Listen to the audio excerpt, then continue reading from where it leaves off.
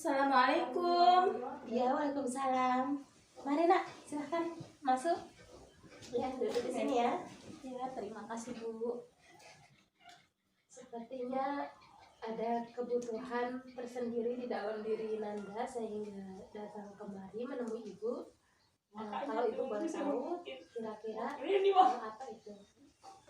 Iya Bu, jadi saya disuruh kesini tuh sama guru matematika. Oh, matematika. Iya. Kalau Ibu boleh tahu, apa kata beliau? Nah, kata beliau belakangan ini tuh saya mengalami penurunan nilai gitu. Katanya nilai saya rendah. Jadi saya disuruh datang ke ruang konseling untuk menemui Ibu. Oh, anak Nanda kelas berapa? Kelas 12 Bu. Oh, kelas 12. Oke, kalau begitu Ibu siap membantu Nanda ya di sini. Tapi sebelumnya Ibu tahu siapa namanya? Nama saya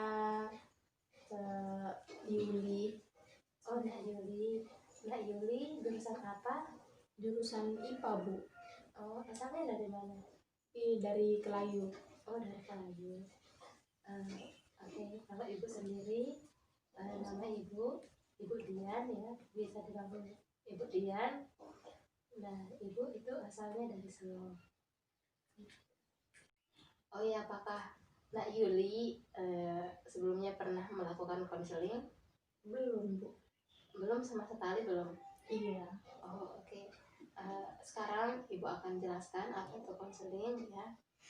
Jadi konseling itu merupakan salah satu pemberian layanan di dalam dunia konseling ya, untuk memfasilitasi individu dalam rangka memecahkan masalahnya atau meningkatkan potensi yang dimiliki oleh individu itu, terutama untuk membantu individu dalam hal perjalanan menuju Tuhan. Seperti itu. Bisakah Nak Suri ulangi? Jadi konseling itu membantu kita mengatasi masalah kita untuk dapat berkembang lebih baik dan juga untuk perjalanan menuju Tuhan. Ya. Seperti itu mungkin. Iya, Nak Suri. Itu. Ya, benar seperti itu, Nak Yuli. Nah, sekarang Ibu akan memberitahu bagaimana peran kita masing-masing di dalam konseling ini. Nah, jadi di dalam konseling ini, Ibu itu berperan sebagai seorang konselor namanya. Sedangkan Nak Yuli ini sebagai konseli. Di sini, konselor itu ialah orang yang memberikan bantuan, di mana ia berperan untuk memberikan alternatif atau memfasilitasi individu untuk menyelesaikan masalahnya. Nah, kemudian sedangkan konseli itu yang diberikan bantuan gitu, dimana ia secara aktif terlibat dalam proses konseling ini. Sampai di sini mengerti? Iya, mengerti Bu. Oke. Kalau begitu, selain dari peranan yang tadi, terdapat juga asas-asas yang perlu kita patuhi di dalam konseling ini.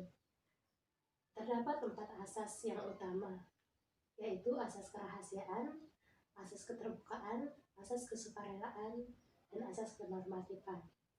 Apakah Nak Suri pernah mendengar tentang asas-asas itu sebelumnya? Belum kayaknya Bu. Oh ya, sekarang Ibu jelaskan ya. Nah, yang pertama itu asas kerahasiaan. Di mana asas kerahasiaan ini itu bagaimana antara konselor dan konselor itu saling menjaga kerahasiaan masing-masing gitu. Jadi Nak Yuli tidak perlu sungkan untuk bercerita, untuk mengungkapkan perasaan, pikiran, dan pengalaman Nak Suri di sini. Karena apapun yang Nak Suri katakan itu akan menjadi rahasia. Jadi Nak Yuli tidak perlu takut akan terbebernya rahasia Nak Suri. Karena seorang konselor, di sini Ibu sendiri akan menjaga privasi dari Nak Yuli tersebut.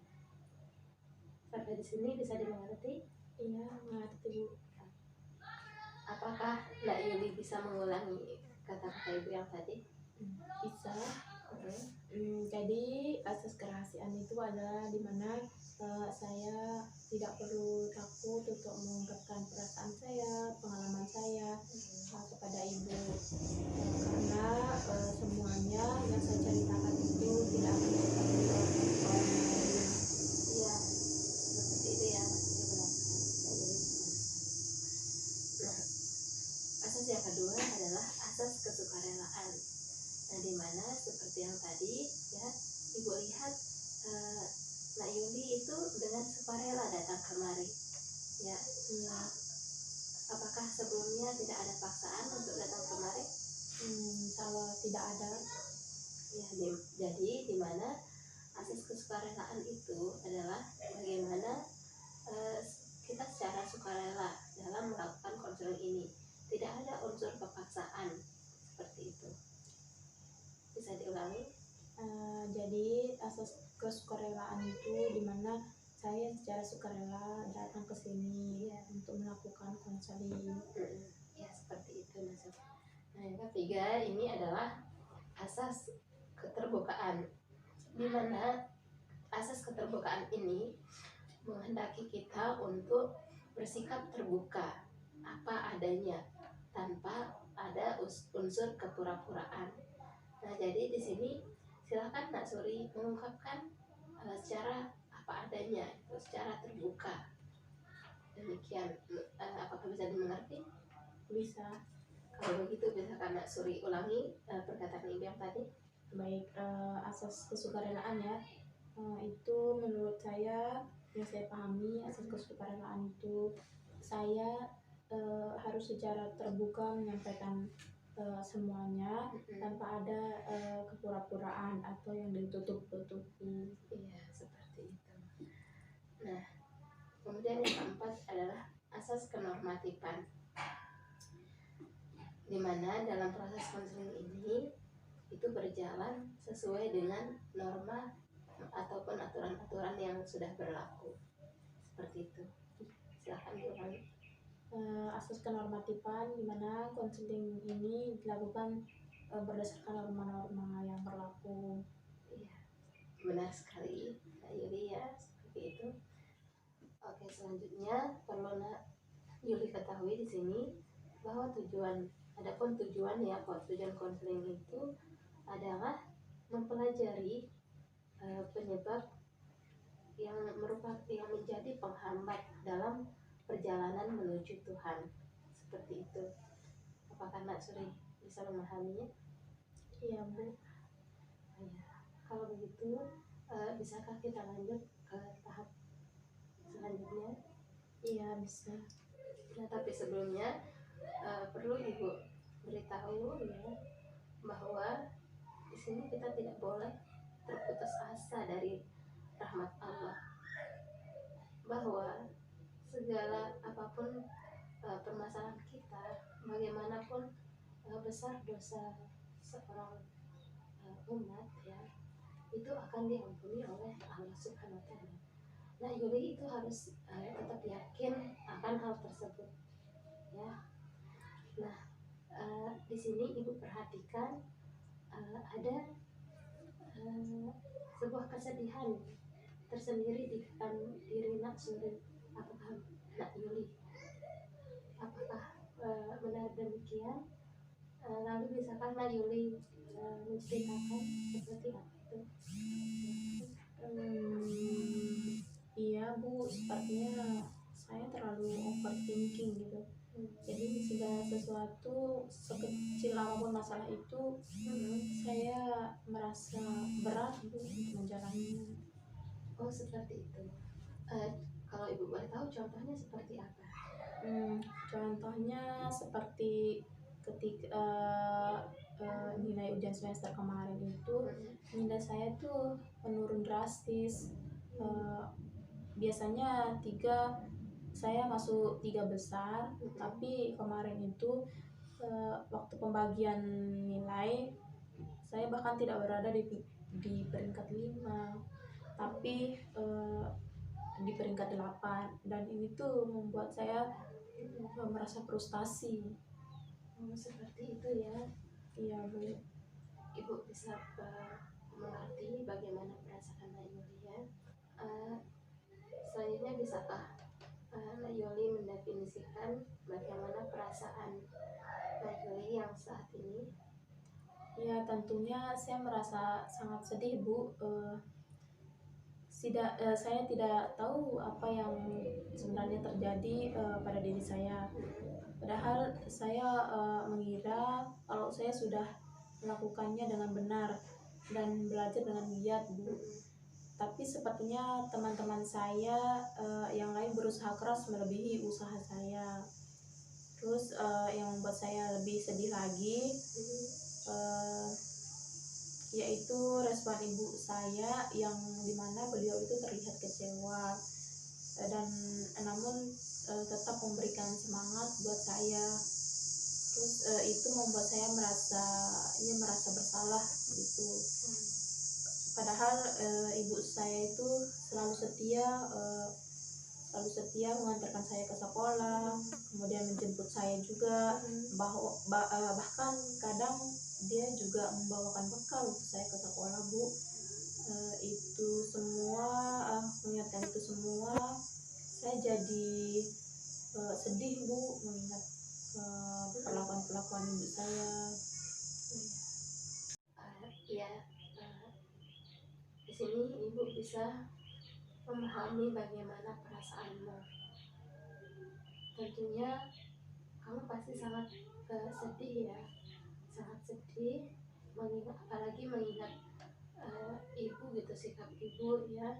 Pasti selain sedih, kamu juga pasti rasanya merasa bersalah gitu kan, tadi merasa bersalah dan merasa terpukul. Nah tadi Nak Yuli ya, padahal sudah mengira sudah melakukan yang terbaik gitu, tapi nyatanya tetap saja nilai Nak Yuli itu menurun drastis ya. Iya sih Bu, saya tuh cukup merasa bersedih sehingga saya tidak ada daya untuk melakukan aktivitas lainnya. Saya merasa terpuruk dan juga terbebani. Oh ya, seperti itu ya. Nah, apakah hal yang demikian tadi itu juga menghambat aktivitas ibadahnya Nak Yuli? Ya jujur saya sih Bu, di awal-awal itu saya sering begadang sampai jam 4 malam dan kadang lupa sholat isya sampai ketiduran, lupa sholat isya.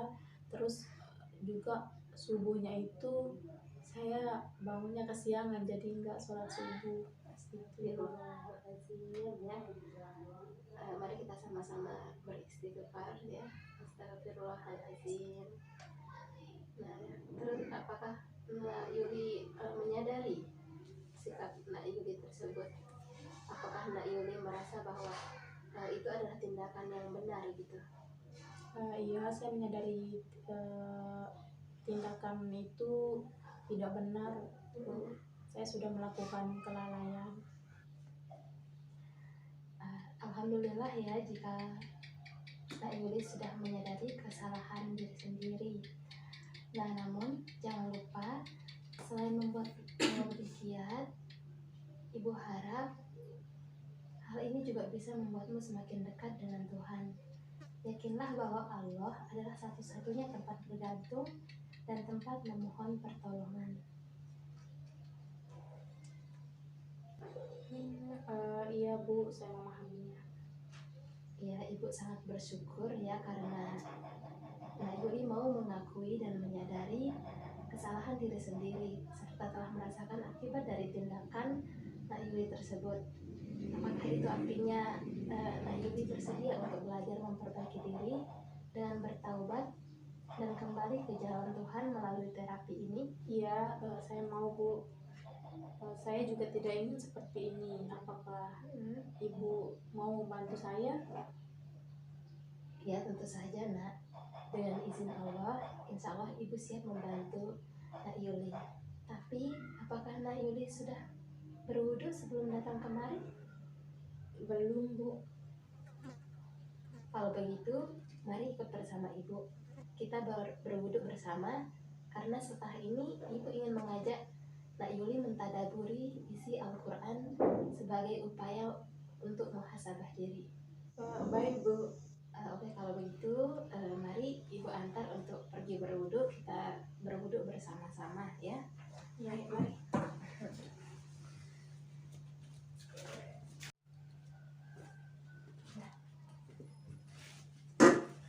Ya, silakan duduk kembali. Sebelumnya Ibu akan mempersiapkan Al-Qur'annya ya.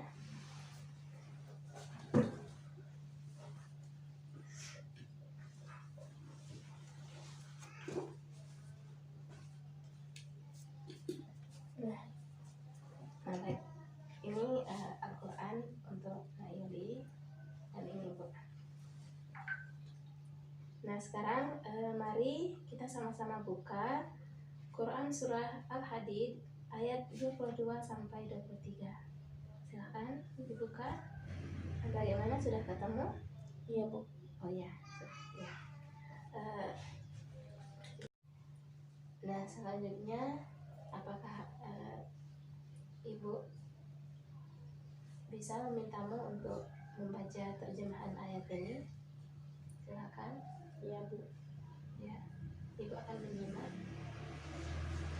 Tiada suatu bencana pun yang menimpa di bumi dan tidak pula pada dirimu sendiri, melainkan telah tertulis dalam kitab Lauhul Mahfuz sebelum kami menciptakannya.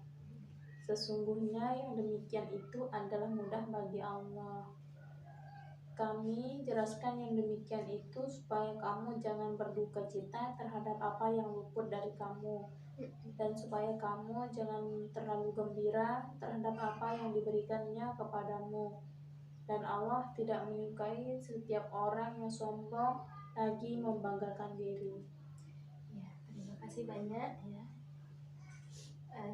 Di sini apakah Nayuli mengetahui apa makna dari surat ini? Ya, sedikit yang saya dapat ambil dari surat ini.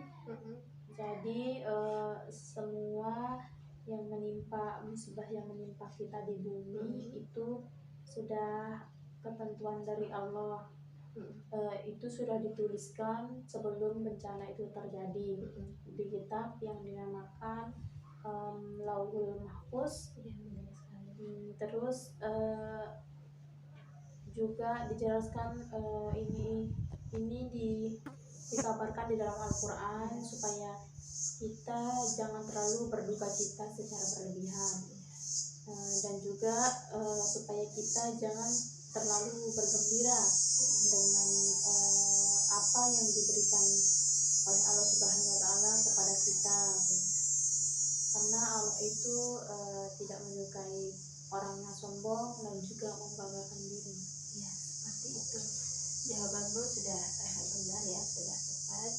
Ibu, di sini Ibu akan tegaskan sekali lagi bahwa tiada satu bencana pun yang menimpa kita atau siapapun di bumi, ya, misalnya seperti kekeringan, longsor, gempa, dan tidak pula pada diri sendiri seperti penyakit, kemiskinan, kematian, kehilangan pekerjaan dan lain-lain, melainkan telah tertulis dalam kitab yakni Lauhul Mahfuz atau ilmu Allah yang meliputi segala sesuatu ya sebelum diciptakan gitu, yakni sebelum terjadi musibah itu maka kita perlu menerima ketentuan Allah tersebut. Sampai di sini apakah Nak Yuli bisa mengerti? Iya, Bu, saya mengerti. Kemudian di sini yang terjemahan sesungguhnya yang demikian itu adalah mudah bagi Allah, ya, maksudnya karena ilmunya itu mencakup segala sesuatu dan kuasanya tidak terhalangi oleh apapun. Karena itu harus kuatkan akidah atau keyakinan kepadanya agar dia memberikan kemudahan dalam menghadapinya. bisa dimengerti? Iya Bu, saya mengerti. Ya, karena sesungguhnya Allah tidak menyukai setiap orang yang berputus asa akibat kegagalan, dan Allah tidak menyukai setiap orang yang sombong lagi membanggakan diri dengan sukses yang diraihnya. Karena itu jangan ujub dan sombong kalau lagi sukses. Bagaimana Nak Yuli? Apa yang bisa Nak Yuli simpulkan dari penjelasan ibu yang tadi? Setiap musibah yang menimpa kita itu telah tertulis di dalam kitab Lauhul Mahfuz sebelum terjadinya musibah itu. Terus kedua, kita tidak boleh terlalu bersedih terhadap apa yang menimpa kita. Kemudian yang ketiga, kita juga tidak boleh terlalu sombong terhadap apa yang diberikan Allah kepada kita. Sehingga kita tidak boleh bersikap sombong terhadap pemberian Allah Subhanahu wa Ta'ala. Iya, Nak Yuli benar sekali ya. Yuli, untuk itu kita perlu belajar mengamalkan ayat-ayat Al-Quran, karena di dalamnya terdapat petunjuk bagi kehidupan ini, sehingga kita bisa melewati masalah dengan lapang dada dan penuh keikhlasan, sehingga kita tidak perlu bersedih terlalu dalam ataupun terlalu lama. Iya Bu, saya akan berusaha untuk menjadi lebih baik lagi. Ya bagus Nak. Lalu apakah sekarang kamu sudah mulai ridho menerima musibah atau kegagalan yang menimpa dirimu? Insya Allah saya ridho. Baiklah, untuk membuatmu semakin yakin, mari kita kembali tadaburi tentang hadis Nabi Muhammad SAW, di mana respon seseorang terhadap musibah itu menentukan keridhaan Tuhan kepadanya. Apakah Nak Yuli masih bersedia untuk lanjut? Iya, insya Allah saya bersedia untuk lanjut. Oke. Ibu akan membacakan terjemahan dari hadis berikut ya. Sesungguhnya Allah apabila mencintai suatu kaum, Dia menguji mereka dengan musibah, ya. Maka barang siapa ridho terhadap musibah itu, maka ia berhak mendapatkan keridhaan Allah. Dan barang siapa murka atau tidak ridho, yang di sini, maka baginya kemurkaan Allah. Nah, seperti itu. Ini adalah hadis riwayat Ahmad dan Tirmizi. Nah, bagaimana dengan mendengar hadis di sini, apakah keyakinan Nak Yuli atau keridhaan Nak Yuli itu semakin kuat dan bertambah? Bagaimana? Iya, insya Allah keyakinan saya semakin bertambah. Saya ridho, saya percaya dan yakin bahwa dengan bersikap ikhlas dan sabar dalam menghadapi musibah, kita bisa meraih keridhaan Allah. Begitu pula juga pertolongannya. Ya, seperti itu. Alhamdulillah ya. Syukurlah Nak, Ibu turut berbahagia mendengarnya. Semoga kita diberikan keteguhan hati serta keistiqomahan di jalannya. Tetaplah berzikir dan beristighfar ya. Namun berhubung waktu konseling kita sudah mencapai 45 menit, untuk itu kita akan lanjutkan ke sesi berikutnya. Harap temu Ibu besok lusa ya, pukul 9 WITA ya, mungkin di tempat yang sama seperti sini ya. Kalau begitu saya permisi dulu Ya. Assalamualaikum. Ya, waalaikumsalam. Ya, mari. Terima kasih Bu. Ya. Assalamualaikum. Waalaikumsalam warahmatullahi. Mari silakan masuk. Ya, terima kasih Bu. Iya. Ya Nak, silakan duduk ya. Nah, gimana? Bagaimana kabarmu hari ini? Alhamdulillah sehat. Alhamdulillah ya. Tadi sudah izin ke guru mata pelajarannya? Kebetulan guru mata pelajarannya sedang tidak hadir Bu, jadi nggak apa-apa. Oh ya, alhamdulillah ya. Kalau begitu, eh, apakah kita bisa lanjut? Ya bisa Bu. Nah, di sini Ibu ingin bertanya, apakah Nak Yuli masih mengingat? Apakah Ibu perlu mengulangi bagaimana penjelasan tentang struktur konseling kita, seperti pengertian, tujuan, dan sebagainya? Nah, sepertinya tidak perlu Bu, karena saya alhamdulillah masih ingat. Oh ya, syukurlah kalau gitu. Nah, di sini asas-asas itu apakah Nak Yuli masih ingat? Ya masih. Bisakah Nak Yuli sebutkan asas-asas yang masih diingat? Yang pertama itu ada asas kerahasiaan, kesukarelaan, keterbukaan, dan asas kenormatifan. Ya, benar sekali ya. Ada 4. Nah, apakah Nak Yuli masih ingat arti dari masing-masing asas-asas tersebut? Ya, alhamdulillah saya masih ingat mengenai asas-asas tersebut. Ya, silakan coba disebutkan. Ya, jadi asas kerahasiaan itu apa yang kita bahas di dalam konseling ini itu tidak akan diketahui oleh orang lain.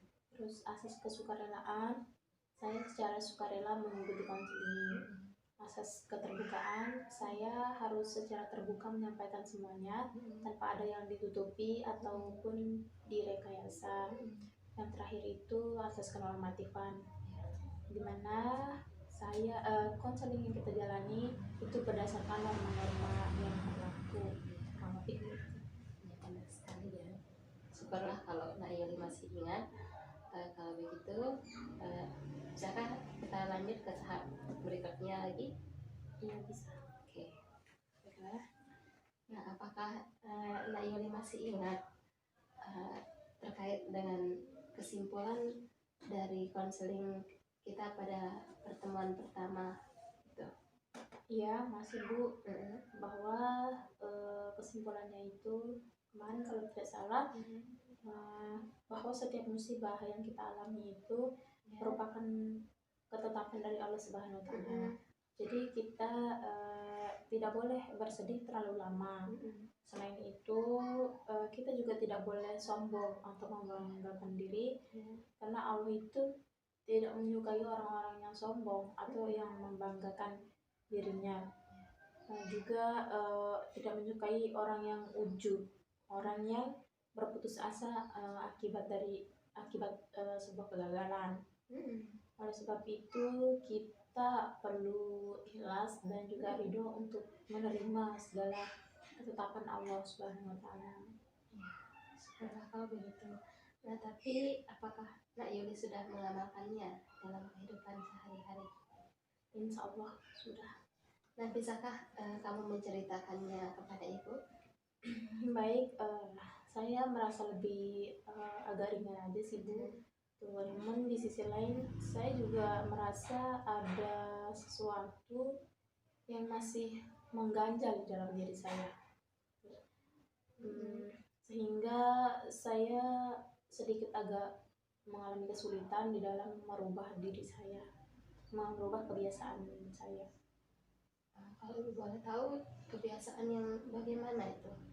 Ya, akhir-akhir ini tuh saya suka begadang gitu. Saya sulit terlelap meskipun merasa sudah mengantuk gitu.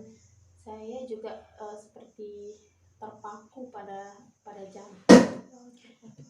Kalau jam belum menunjukkan pukul 12, saya sulit tertidur, tidur lelap ataupun mengantuk. Berapa lama itu kamu merasakan keganjalan seperti itu? Sudah sekitar mungkin 3 minggu yang lalu. 3 minggu yang lalu ya. Kira-kira hal lain yang kamu alami selain dari kebiasaan begadang itu apa aja? Sepertinya itu aja sih Bu. Tapi semenjak itu saya mengalami hubungan yang kurang baik dengan ibu saya. Dia jadi lebih sering marahi saya karena telat bangun dan melarang-larang saya untuk pergi kemana-mana. Lalu apakah hal tersebut membuatmu semakin bersedih? Ya tentu saja Bu, saya merasa bingung dengan diri sendiri. Saya merasa bersedih dengan diri saya yang tiba-tiba seperti ini. Iya Nak Yuli, nah ibu di sini bisa memahami apa yang kamu rasakan. Kamu pasti saat ini sedang ditimpa musibah. Apakah kamu akan tetap seperti ini atau mau berubah? Tentu saja saya mau berubah Bu. Saya tidak saya ingin berubah kebiasaan buruk saya ini. Saya tidak mau seperti ini terus. Tapi saya sulit untuk mengontrol kesedihan saya ini Bu. Nah, mana yang lebih menyenangkan antara tetap merasakan masalah yang dihadapi atau beralih kepada pahala yang telah dijanjikan oleh Allah? Ya tentu saja saya lebih memilih pahala yang dijanjikan oleh Allah Subhanahu wa taala Bu. Merasakan masalah itu sungguh tidak enak Bu. Tidak menyenangkan. Itu membuat kita diliputi oleh rasa bersalah dan juga rasa menyesal. Iya Nak Yuli. Lalu mana yang Nak Yuli pilih itu antara sabar dan mengharap ridho Allah Ta'ala atau tetap dalam kesedihan dan akibat-akibatnya? Sabar dan mengharapkan doa Allah Ta'ala Bu. Berarti apakah itu artinya Nak Yuli bersedia lanjut ke tahap berikutnya? Ya tentu saya bersedia Bu untuk lanjut ke tahap. Kalau begitu sekarang ibu ingin mengajakmu pergi ke keluar kelas sebentar, mau?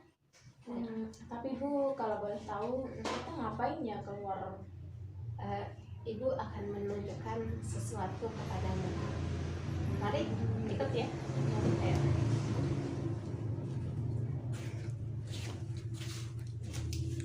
Nah, coba deh Nak Yuli perhatikan kepala sekolah yang sedang duduk dan membaca buku di sebelah sana. Iya Bu, terus Melihat, kenapa? apakah kamu termasuk orang yang mengagumi beliau? Iya Bu, tentu saja saya mengagumi beliau. Beliau adalah orang yang tegas, baik hati, terbuka, ramah, dan yang terpenting sejak kepemimpinan beliau sekolah ini menjadi lebih maju dan terkenal di NTB ini. Ia juga memajukan pembangunan infrastruktur atau fasilitas-fasilitas sekolah yang lebih banyak dan tentunya bermanfaat bagi para siswa di sini. Iya, nah kira-kira bagaimana gambaranmu tentang masa lalu beliau? Apa yang membuatnya menjadi orang sukses seperti sekarang ini?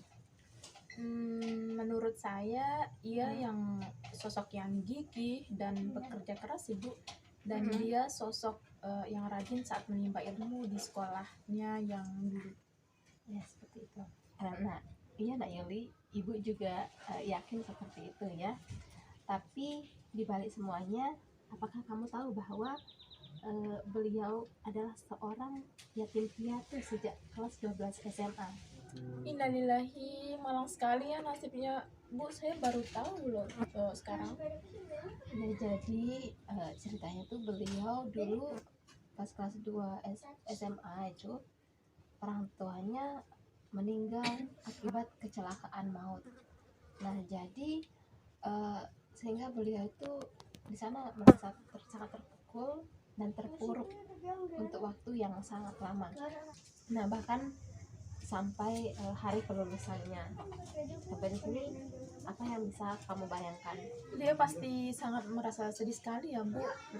Mungkin depresi juga, apalagi di hari kelulusan SMA kan biasanya mesti didampingi oleh orang tua kita.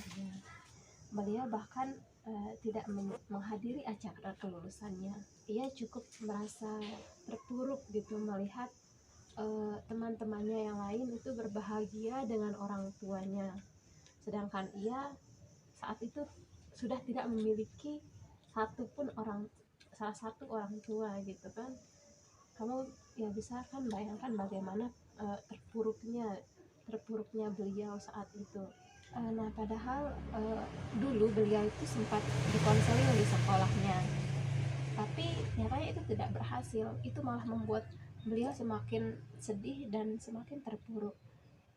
Lalu setelahnya beliau tinggal bersama nenek dan pamannya. Lalu pamannya itu memasukkannya ke pondok pesantren, berharap bahwa suatu hari nanti dengan lingkungan pesantren itu bisa membuatnya berubah gitu kan, lingkungan pesantren yang ramai dan islami gitu kan.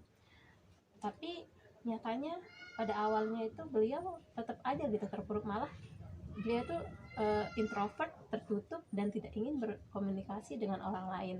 Beliau merasa bahwa sudah cukup untuk merasakan suatu kehilangan gitu. Namun lambat laun beliau akhirnya bertemu dengan salah satu tuan guru ya. Nah, tuan guru ini melihatnya bahwa ia memiliki potensi gitu. Ia memiliki daya ingat yang melebihi teman-temannya.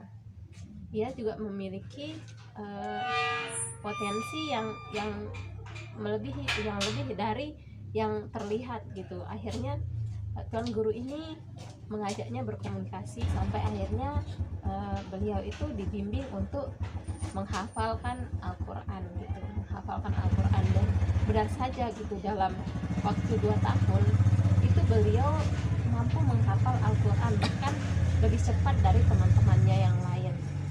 Masya Allah banget kan.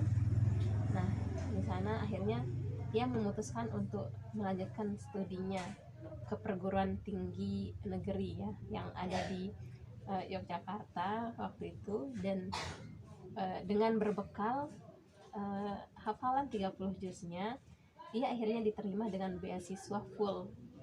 Beliau itu tanpa bayar. Bahkan di sana beliau itu menjadi pengurus masjid, tinggal di masjid, mengurusi masjid, dan diberikan makan juga gratis gitu, diberikan kendaraan gratis, sehingga dia tidak perlu gitu membiayai hidupnya sendiri. Begitulah rahmat Allah yang luar biasa ya. Demikian, sehingga lulus pun beliau itu mendapat predikat cum laude sekolahnya. Nah, mendengar cerita ini, bagaimana perasaanmu? Beliau sosok yang hebat sekali ya Bu. Tentunya itu merasa malu ya sekarang. Tidak seharusnya saya bersikap seperti ini. Ada banyak orang lain yang memiliki musibah yang lebih besar daripada saya. Seharusnya itu saya tetap bersyukur dan bersabar menerima berbagai musibah yang menimpa diri saya. Nah, sesungguhnya semua itu sudah ditetapkan oleh Allah Subhanahu wa taala. Iya, benar sekali. Syukurlah Nadi kalau kamu sekarang sudah memahami apa masalahmu, kemudian penyebab dan akibatnya. Perlu kamu ingat juga bahwa tidak ada manusia yang diberikan ujian atau cobaan melebihi batas kemampuannya. Begitupun dengan musibah yang menimpa Nak Yuli di sini. Mungkin ini salah satu cara untuk menaikkan derajat keimananmu. Nah, oleh sebab itu, kamu tidak boleh terpuruk terlalu lama ataupun terlalu dalam. Karena sesungguhnya Allah tidak menyukai orang yang berputus asa. Jadi ada banyak hikmah yang dapat kamu petik dan kamu pelajari di dalam terjadinya musibah kepada kamu maupun kegagalan yang kamu alami saat ini. Seperti itu. Ya Bu, saya menyadari sekarang saya menjadi semakin bertekad untuk berubah. Saya akan semakin menyesal jika saya tidak memperbaiki kegagalan saya ini. Ya syukurlah Nak kalau begitu ya.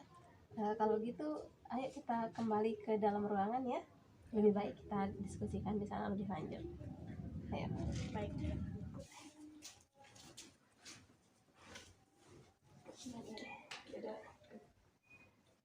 Nah, bagaimana kamu sudah tenang sekarang? Iya, sudah Bu. Ya udah, silakan ambil posisi yang terbaik ya. Nah, di sini Ibu ingin bertanya, apakah kamu masih bersedia lanjut ke tahap berikutnya? Iya Bu, saya bersedia. Berarti boleh Ibu katakan kalau tekadmu untuk berubah sekarang sudah mulai lebih kuat, benar begitu? Iya, benar sekali Bu. Apalagi semenjak saya mendengar kisah dari kepala sekolah tadi Bu, saya menjadi lebih bersemangat untuk memperbaiki diri saya. Sekali lagi Ibu sangat senang mendengarnya. Nah, selanjutnya Ibu akan mengajakmu untuk latihan desensitisasi sistematis namanya, yaitu sebuah teknik untuk mengurangi sensitivitas atau kecemasan dengan cara yang akan Ibu tunjukkan sekarang. Baik Bu, saya juga bersedia. Nah, sekarang coba kamu duduk dengan posisi yang paling nyaman, yang membuat kamu rileks. Boleh sandaran juga boleh, ya seperti ini. Coba sandaran. Oke. Sudah. Nah, sekarang jadi ya silakan diingat-ingat, jangan tutup mata, kemudian diingat-ingat kembali hal apa saja yang membuatmu sangat bersedih, dari hal yang membuatmu sangat bersedih sampai yang tidak gitu.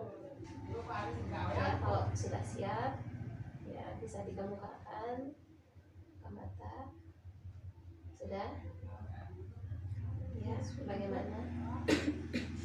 Jadi pertama yang membuat saya paling sedih itu adalah setelah melihat ekspresi kecewa dari ibu saya yang sebelumnya sudah bersusah payah memberikan dukungan moral maupun material, yang sudah bersusah payah mengantar dan menjemput saya pulang sekolah, bahkan kadang sampai menunggu beberapa lama. Kemudian yang kedua, saya merasa sangat bersedih karena ibu saya mulai sering mengomeli saya saat saya melakukan kesalahan, terutama ketika bangun telat. Saya percaya bahwa beliau melakukannya demi kebaikan saya. Namun saya juga merasa tidak terbiasa dengan sikap ibu saya yang seperti itu.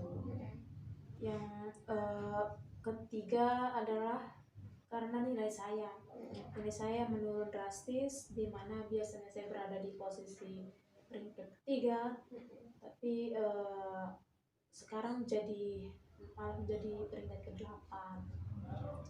Yang keempat, saya sedih karena saya memiliki kebiasaan buruk yang sulit sekali saya kontrol. Dan yang kelima, saya sedih karena belum mampu memperbaiki diri sampai sekarang. Ya, mungkin ya hanya itu. Iya, terima kasih banyak ya dari beberapa hal yang sudah kamu sampaikan tadi. Ibu ingin mengajakmu untuk mulai membiasakan diri untuk bersedekah ya, dengan iman kepada Allah. Nah, jadi ini ya, ini instrumennya yang akan kamu isi ya. Di sini tinggal kamu centang-centang aja mana yang menurutmu paling benar dan sesuai dengan dirimu sendiri. Ya, baik Bu. Kalau begitu saya permisi dulu ya Bu. Ya, baik. Terima kasih banyak. Ya, sama-sama. Assalamualaikum. Waalaikumsalam warahmatullahi wabarakatuh. Ya. Assalamualaikum. Waalaikumsalam. Ya, silakan Mbak Yuli untuk masuk. Ya, terima kasih Bu. Ya, mari duduk. Ya. Oke. Agak depan mungkin. Ya, agak ke depan sedikit. Nah, baiklah, Nayuli. Ya, kelihatannya lumayan ceria ya hari ini. Alhamdulillah. Nah, jadi bagaimana kabarmu? Alhamdulillah baik Bu. Alhamdulillah ya. Nah, gimana untuk memulai konseling ini, apakah terlebih dahulu Ibu menjelaskan struktur konseling? Sepertinya sudah tidak perlu. Masih ingat ya berarti ya? Ya. Asas-asasnya juga masih ingat, tujuannya masih ingat. Iya. Oke, alhamdulillah ya. Kalau begitu, bisakah kita lanjut ke tahap selanjutnya? Ya bisa. Tapi sebelumnya, apakah Nayuli sudah meminta izin kepada guru mata pelajaran tadi pas kesini? Iya sudah Bu, dan beliau sudah mengizinkan. Oh ya, alhamdulillah ya. Oh ya, apa saja yang Nayuli pelajari semalam? Saya alhamdulillah saya mencoba melatihkan diri untuk membaca Al-Quran. Kemudian selain itu saya juga selesai sholat subuh berjamaah, saya belajar bersedekah di kotak amal di masjid. Oh ya, alhamdulillah ya, syukurlah kalau begitu. Alhamdulillah ya, Nayuli. Nah, lalu apa saja efek yang Nayuli rasakan setelah itu? Setelah saya bersedekah maksudnya ya Bu, Setelah mengimplementasikan. Saya sedikit lebih rileks, lebih tenang gitu.